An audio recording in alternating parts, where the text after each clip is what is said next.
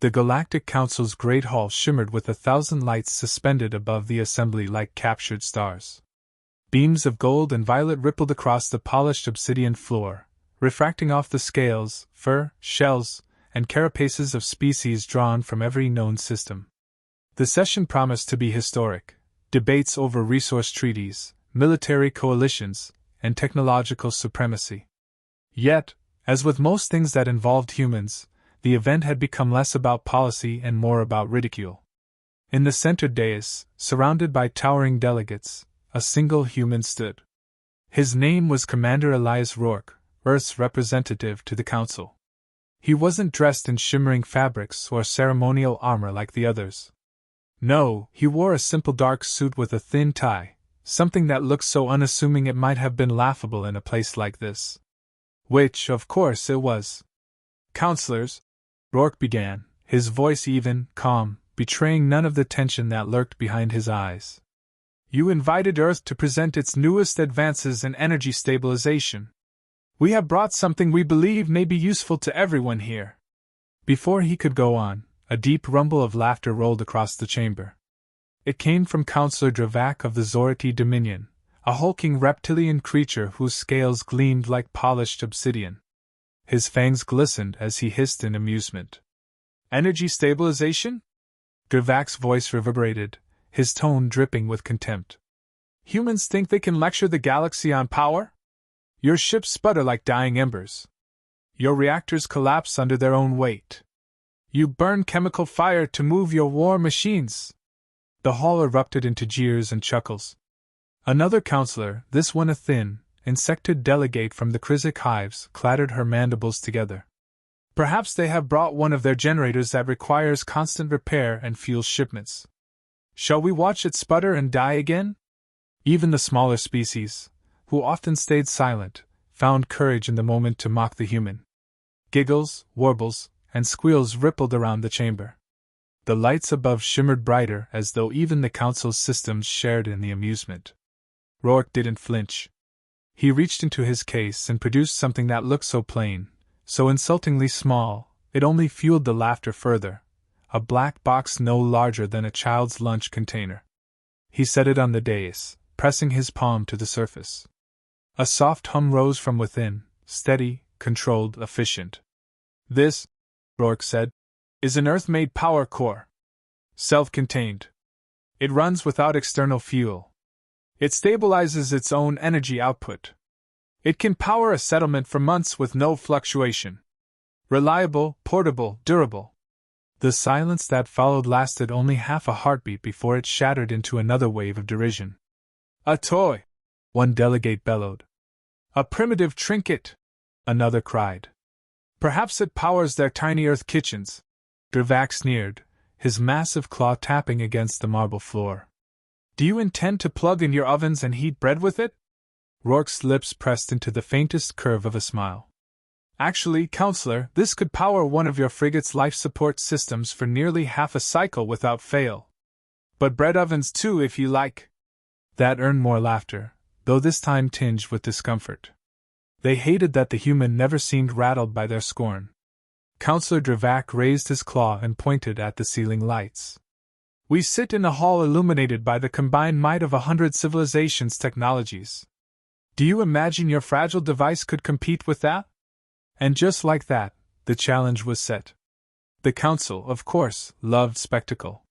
They thrived on contests of pride, subtle and otherwise. Within minutes, aides and technicians had arranged the demonstration. The humans were given access to one section of the hall's lighting grid, a mere fraction of the titanic energy matrix that ran the entire chamber.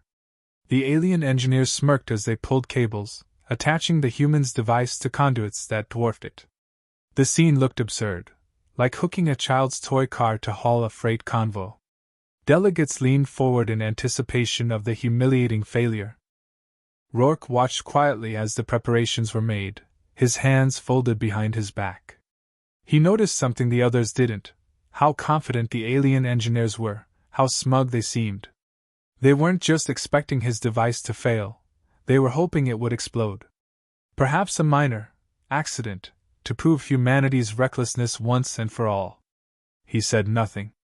Finally, the connection was complete. The Krizik technician, his chitinous fingers tapping at controls, looked up and hissed. "Shall we proceed, Primitive?" "By all means," Rourke replied. The power diverted. For a moment, the grand lights flickered, just a hiccup in the colossal grid. Then the hall was once again flooded in brilliance, indistinguishable from before. Murmurs rippled across the chamber. Delegates leaned in, expecting sparks, failures, collapse. Instead, the lights held steady. Seconds stretched into minutes. Still no fluctuations. Rourke tilted his head. "You'll find the output quite stable. No spikes. No drops. You could run sensitive equipment on it without fear." Counselor Dravak snarled. "Tricks. Temporary tricks. Let it run longer, and we'll see it unravel." "Of course," Rourke said smoothly. "Let's run it all night. Tomorrow you'll find the same output, unwavering." The counselors grumbled, their amusement faltering, replaced with irritation. They had expected failure, not competence. Their laughter returned, but it was strained, forced. As the minutes passed, something strange happened. The brilliance of the chamber lights began to subtly shift, not dimming, but sharpening. The usual energy fluctuations, imperceptible to most, had always left a faint shimmer. Now, under the human device, the illumination became crisp, clean, steady. Shadows no longer trembled. Edges stood clear. Those with keen eyesight noticed first. The insectoid Krizik blinked in confusion. The aquatic species hissed as their sensitive membranes detected the sudden stillness in the light. Even Dravak frowned as his pupils narrowed. Rourke folded his arms. "You see, humans may not match your ships in speed or your weapons in raw firepower. But where we thrive, where we specialize, is stability under pressure. Reliability in chaos. We build systems that last." The words hung in the air like a challenge. It wasn't the technological display alone that unsettled them, it was the implication. That humanity wasn't racing the galaxy in a sprint for innovation, but in something more enduring. That their technologies weren't flashy, weren't fragile, but were designed to persist when others faltered. Counselor Dravak's tail thrashed against the floor, a heavy thud echoing through the hall. "You believe your box can rival the might of the Council?" Rourke's gaze was steady, his voice low. "I believe one day you'll all be sitting in darkness, and it will be humanity's light you'll beg for." The laughter that followed wasn't as strong this time. It was uncertain. Defensive. But for all his calm, Rourke felt the stakes shifting beneath his feet. He had placed humanity's pride, and perhaps its survival, on a single box no bigger than his briefcase. If it failed, Earth would be dismissed as a joke for centuries. If it worked, it would paint a target on humanity's back. As the chamber buzzed with whispers, as Dravak's glare burned into him, Rourke realized something chilling. The Council wasn't simply mocking them. They feared them. And fear in the Council always led to one thing: schemes in the dark. The lights above shone brighter than ever, powered by Earth's tiny device, while in the shadows, the first seeds of conspiracy were already taking root. When the Council reconvened the following day, the first thing every delegate noticed was that the lights in the Great Hall still burned steady.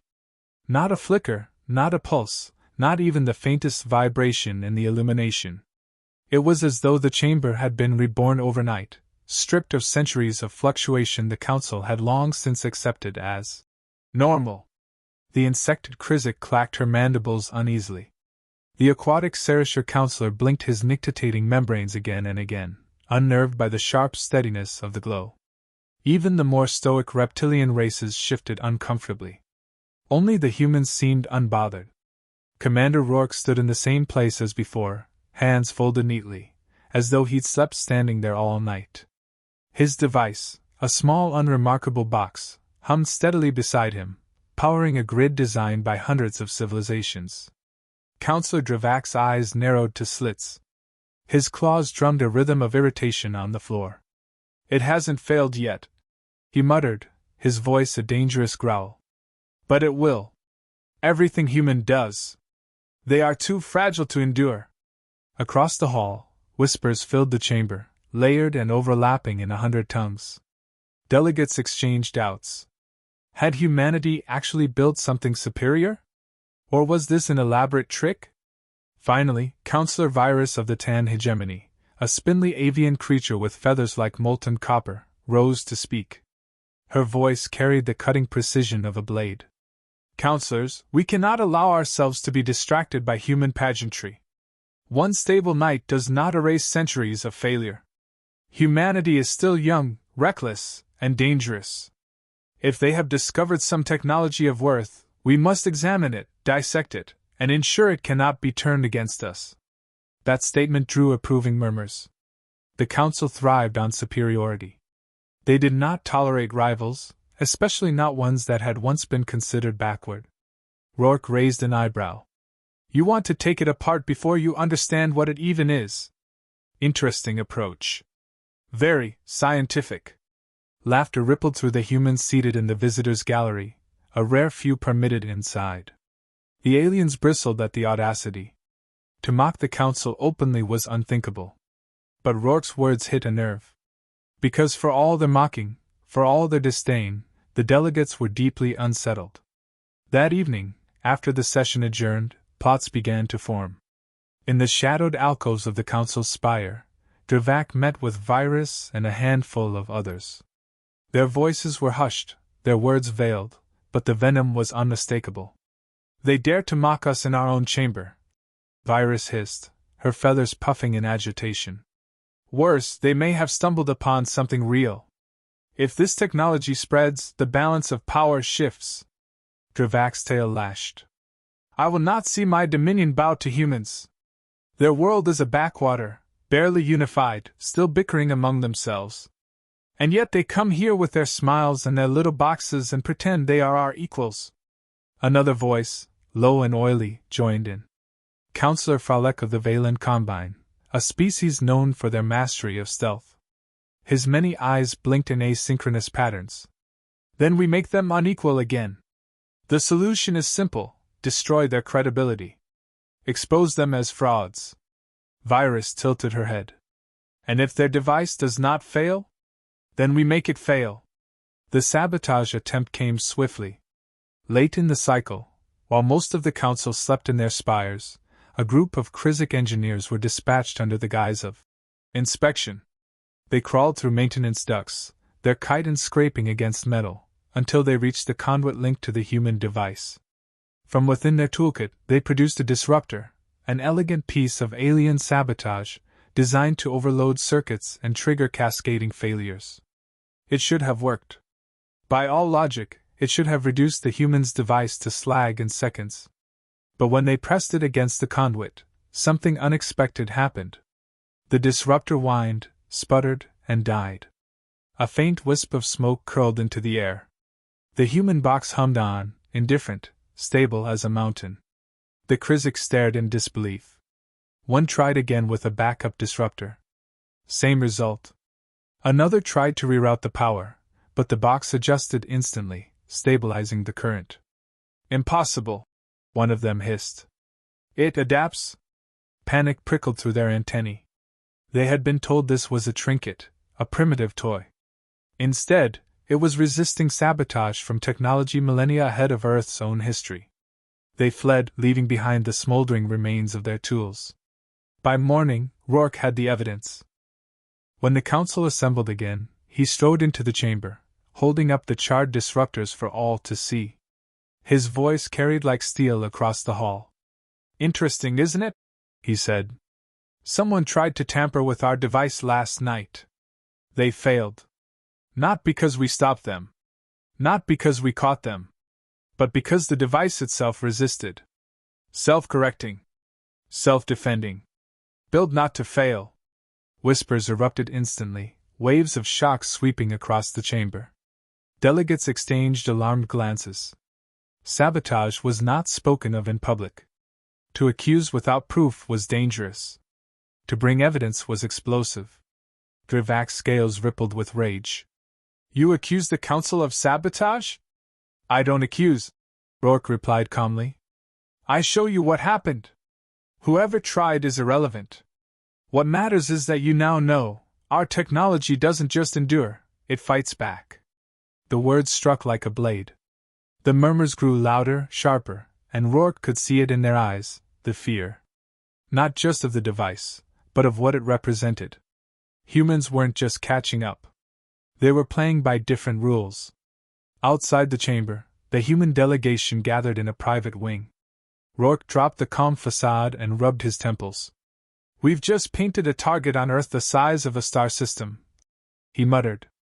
Dr. Amina Patel, lead scientist of the project, leaned against the wall with a weary sigh. Her dark eyes glimmered with both pride and dread. "You wanted them to take us seriously. Congratulations. They're terrified." Rourke shot her a look. "Not the result I was aiming for." "Oh?" Patel raised an eyebrow. "You think they'd ever see us as equals willingly? Fear was always the quickest route." Another delegate, Lieutenant Harper, grinned humorlessly. "Fear works. Keeps predators at bay. Until they decide fear isn't enough and they come hunting." Rourke knew Harper was right. The Council wasn't going to let this go. Not quietly. Sure enough, that night the spire hummed with secret transmissions. Fleets sent messages back to their empires. Spies were dispatched.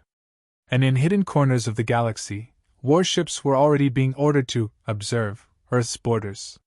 But humanity had expected this. Patel revealed as much when she pulled Rourke aside and slid a tablet into his hands. "You think this device is our secret weapon?" she asked softly. He frowned at the data scrolling across the screen. "These readings, this isn't just a power core." "No," she confirmed. "It's adaptive tech. The box you brought is one of dozens. Every one is slightly different. Each one learns, evolves. By now, the one in the council chamber isn't the same as when you first set it down. It's already absorbed everything the sabotage teams threw at it. The more they attack, the stronger it gets." Rourke stared at her, the implications sinking in. "You realize what this means, don't you? The moment the council understands, they won't just be afraid. They'll see us as a contagion." Patel's voice was grim. "Which is why we can't let them understand. Not fully. Not yet." The lights outside flickered faintly, only for a second, a blip no one else seemed to notice. Rourke did. His stomach tightened. If even a hint of instability appeared, the council would leap on it as proof of failure. He turned to Patel. "Then we need to play this carefully. Give them just enough to make them underestimate us. If they ever find out the truth, that our technology learns, resists, adapts, this won't end in politics. It'll end in war." Patel nodded grimly. "And from the look of things, we don't have much time before someone pushes us into it anyway." The council's laughter had stopped. Now, the great hall simmered with whispers of sabotage, fear, and power shifts. But beneath it all, something darker was forming, alliances made in secret, decisions made in shadows. Humanity had lit a spark in the heart of the galaxy. And sparks had a habit of becoming wildfires. The third day began with silence. Not the usual hum of voices, no rustle of robes, no casual chatter in 100 alien tongues. Instead, the great hall felt like the eye of a storm. Delegates sat rigid, their features tight with anticipation. At the center of the chamber, the human box still hummed. It hadn't faltered once. Its steady rhythm had become unnerving, as though the small black core was daring the galaxy to outlast it. Commander Rourke entered slowly, his polished shoes echoing across the marble floor. The sound carried farther than usual, amplified by the hush. He didn't need to look around to know every pair of eyes, compound, slit, round, or faceted, was fixed on him. Councillor Dravak rose, towering above the assembly. His voice thundered through the chamber like rolling stone. "Enough demonstrations. Enough words. We will settle this here and now. Humanity claims its toy can endure. Then let us test it." The council erupted into approval. At last, a spectacle. Rourke kept his expression calm, though a warning tightened in his chest. "And what test would you propose, Counselor?" Virus, the avian with copper feathers, stepped forward. Her eyes glinted coldly. "A trial of endurance. We connect your device to the hull's entire energy matrix, every light, every system, every safeguard. If it endures, then perhaps you have earned a place here. If it fails, then humanity will be barred from presenting its so-called innovations again. It was a trap, of course. The hall's energy grid wasn't just lights. It was a labyrinth of overlapping systems, security fields, environmental stabilizers, atmospheric regulators. The power load wasn't constant. It surged unpredictably. Even the galaxy's most advanced cores occasionally staggered under the strain. Rourke knew this. They all knew this. The Council wanted a failure they could broadcast to the stars. He let a slow smile creep across his lips. Very well. Connect it. Gasps rippled through the chamber. A few human delegates stiffened in horror. Patel, seated among them, nearly stood. Her eyes blazed with disbelief as she mouthed silently, "Are you insane?" Maybe he was. But Rourke understood something the Council didn't. Fear was already against humanity. Backing down now wouldn't spare them. It would mark them as weak. Better to face the trap head-on, and trust the box to do what it was designed for. The technicians worked quickly. Alien cables, thick as a man's arm, were dragged across the dais, coiling like serpents around the human box. Interface panels blinked as conduits locked into place. Warning sigils glowed on the walls, alerts that the hall's full systems were being rerouted. Patel pushed her way to the dais, her voice sharp and urgent. "Rourke, this is madness. The adaptive systems weren't tested for this. It could destabilize." He lowered his voice, just for her. "Or it could show them exactly why they should never underestimate us again." Her jaw tightened. "And if it fails? Then we go back to being the galaxy's laughingstock. But if it works..." He glanced around at the sea of alien faces, most sneering, some nervous. "We'll have their attention for good." She exhaled sharply, then stepped back, muttering, "God help us." The test began. The moment the Council's full grid shifted onto the human box, the chamber plunged into absolute darkness. For a heartbeat, there was nothing, no sound, no light, just the collective intake of breath across the assembly. Then, with a soft hum, light blossomed back into existence. Not the flickering, uneven brilliance the hall had known for centuries, but a piercing, unwavering illumination that filled every corner with crystalline clarity. The delegates gasped. Every system hummed online, the environmental stabilizers, the shields, the atmospheric regulators. Not one faltered. In fact, the readouts glowed greener than ever before. Systems that had limped along under alien tech now thrummed with renewed precision. At first, the Council could only stare in stunned silence. Then came the voices. "Impossible! No core can regulate that load. Even the 10 reactors can't manage such stability." Drvac slammed his claw against the dais, the sound cracking like thunder. "It's a trick!" he roared. "Human deceit! They have hidden relays, auxiliary feeds, search the chamber!" Teams of engineers scuttled about, scanning conduits, ripping open panels, running diagnostics. The results came back uniform. No auxiliary feeds. No hidden relays. The entire hall, all of it, was running off the little black box. The whispers grew louder, feeding on themselves. Fear, disbelief, awe. Rourke stood in the center of it all, expression unreadable. But inside, his pulse hammered. He hadn't been sure it would work. Patel hadn't been sure it would work. Yet here it was, standing against the galaxy's greatest test. But the Council was not done. Virus's feathers bristled. "If your device is as resilient as you claim, then it can withstand more than steady current.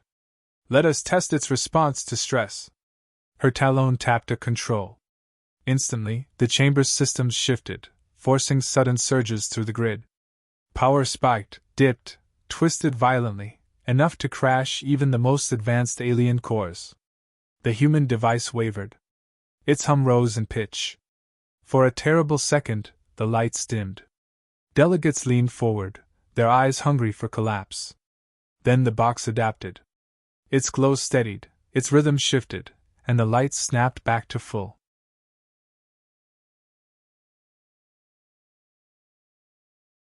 Gasps echoed. Virus sneered and triggered another surge. This time harsher, more erratic. Again, the box faltered for a moment, then stabilized, its output cleaner than before. It was learning. Patel's heart pounded as she watched the readings climb on her wrist pad. It's evolving faster than we predicted, she whispered to Harper beside her. Every surge they throw, it absorbs.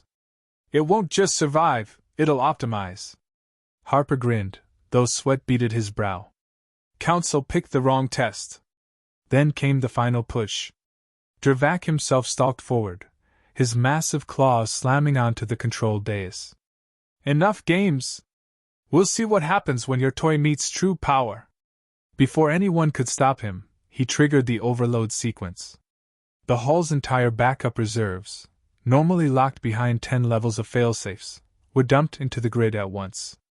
A tidal wave of raw energy, enough to fry circuits across the entire spire. The human box screamed. The hum rose into a shriek, its surface glowing red-hot. Sparks spat from its edges. Delegates recoiled, some shielding their eyes. Rourke stood his ground, though every instinct screamed at him to run. For one breathless instant, it seemed the box would shatter. Then the glow deepened, not fading, but shifting. Red bled into gold, then white, until the little box pulsed like a captured star. The shriek softened, settling into a deeper, stronger rhythm. And slowly, impossibly, the overload stabilized. The chamber's systems not only held, they thrived. Lights blazed sharper, air flowed cleaner, shields resonated smoother. The overload had been absorbed, digested, and woven into stability. The council froze, silent as statues. Rourke's voice cut through the stillness. Calm. Cold. You wanted to test our endurance. Now you've seen it. This box isn't a toy. It's humanity's way of saying, we don't break when you push us. We get stronger. The silence cracked into chaos. Delegates shouted over one another, some crying fraud, others demanding immediate acquisition of the technology. A few, more frightened than angry, called for sanctions against Earth. The chamber had become a storm of panic. Patel slipped to Rourke's side, her face pale. We've done it, she whispered. But Elias, don't you see? This isn't just a demonstration anymore. They'll never let us walk away with it. He knew she was right. In the faces around the chamber he saw it, envy, fear, greed. The worst mix. Dravak's voice rose above the chaos, a roar that silenced the others. This changes nothing. Humans are still weak, still prey. You think one box makes you mighty? We will take your secret, and when we do, Earth will kneel. His claws slammed down on the dais, but the sound was drowned out by the steady, defiant hum of the human box, the sound of something too stubborn to die. And for the first time, the galaxy looked at humanity not with laughter, but with dread. The great hall had never descended into such chaos. Voices clashed like weapons, echoing off the vaulted ceilings. Delegates screamed in fury or fear, feathers flaring, claws clashing, mandibles clattering. The steady hum of the human box was the only constant sound, pulsing like a heartbeat in the storm. Commander Elias Rourke stood unmoving in the center dais, a single man before an ocean of species that wanted him undone. To his right, Patel clenched her datapad so tightly her knuckles whitened. Harper hovered behind them both, one hand unconsciously resting near the sidearm he wasn't supposed to be carrying. Counselor Virus screeched over the din. This device is a threat. If humanity will not surrender its design, then humanity will be contained. Dravak's fangs bared in triumph. Seize it now! Seize the human and his trinket! They cannot be allowed to leave this chamber. For one terrible moment, it seemed the command would stick. Guards along the walls shifted, weapons sliding from holsters. Energy fields crackled. 100 eyes turned toward the lone human delegation like predators scenting blood. Rourke exhaled once, slow and steady. Then he smiled. You want the box? His voice carried easily, slicing through the roar. Fine. Take it. It's useless to you anyway. That stopped them. The fury of the chamber snagged on confusion. Weapons hesitated mid-draw. Virus tilted her head sharply. Useless? Patel whipped toward him, horror in her eyes. Elias, what are you doing? He didn't answer her. He addressed the hall. You've all been so busy mocking humanity that you haven't stopped to ask yourselves why we bring our so-called greatest invention right into the center of your power. Do you think we're that naive? That reckless? Murmurs rippled uneasy now. Rourke gestured to the humming box. This isn't a prototype. It isn't even rare. It's a placeholder. A demonstration unit. Earth has thousands of these already. They're in our cities, our ships, our colonies. Each one unique, each one adaptive. And every single one connected. The chamber froze. Connected? Virus echoed, her feathers bristling. Rourke's smile was thin and sharp. Yes. A network. A web. You take this box, destroy it, dissect it, what happens? The others learn. They adapt. They grow stronger. By touching this, you feed the rest. What you faced here today wasn't the pinnacle of human tech. It was the training wheels. The silence that followed was suffocating. Even the guards had stilled. The implication hit every delegate at once. To attack this single box would be to strengthen an entire hidden fleet of them. To dissect it would be to teach its siblings. Patel finally understood, her horror shifting into stunned comprehension. Rourke hadn't just been bluffing. The adaptive systems were networked, rudimentary, but linked through encrypted quantum relays. Destroy one, and the rest would inherit the defense. She'd argued against scaling it so widely, but the military had insisted. And now, standing in the eye of the galaxy's wrath, she realized how terrifyingly brilliant it was. Virus's voice broke the silence, brittle and sharp. You would unleash such a contagion into the stars? Not a contagion, Rourke corrected softly. A safeguard. Humanity doesn't build for conquest. We build to endure. When your fleets collapse, when your reactors fail, when your wars burn out the stars themselves, our lights will still be shining. Dravac snarled, his tail smashing against the floor. You dare threaten us with extinction by endurance? You think to outlast the galaxy? Rourke didn't flinch. Not think, Counselor. No. The chamber erupted again, but this time the chaos was tinged with something new, hesitation. Fear had been replaced by uncertainty, and uncertainty was far more dangerous. Allies who moments ago had been united against humanity were suddenly questioning their positions. Some species leaned forward, eyes gleaming not with rage, but with interest. The small traders, the scavengers, the weaker civilizations, they saw opportunity. A technology that could not be sabotaged, that grew stronger under attack, that promised stability. To them, humanity wasn't a threat. Humanity was hope. Virus saw it too. Her feathers shivered with unease. If humanity walked out of this chamber alive, they wouldn't just survive, they would find allies. And that could not be allowed. She raised her talon. Then Earth must be sanctioned. Contained.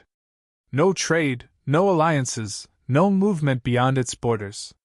Let them rot in their solitude, and may their little boxes burn with them. Her words gained traction quickly. Delegates desperate for control seized on them, shouting agreement. The chamber shifted like a tide against humanity once more. Rourke remained calm. He leaned toward Patel, his voice low. Time for the last card. Patel's eyes widened. You can't mean. Do it. She hesitated only a moment, then tapped her wrist pad. The lights of the great hall dimmed. Not just dimmed, they died. The magnificent chamber, home of the galaxy's most powerful leaders, plunged into absolute blackness. Gasps and cries erupted. Panic rippled. For the first time in millennia, the council sat in true darkness.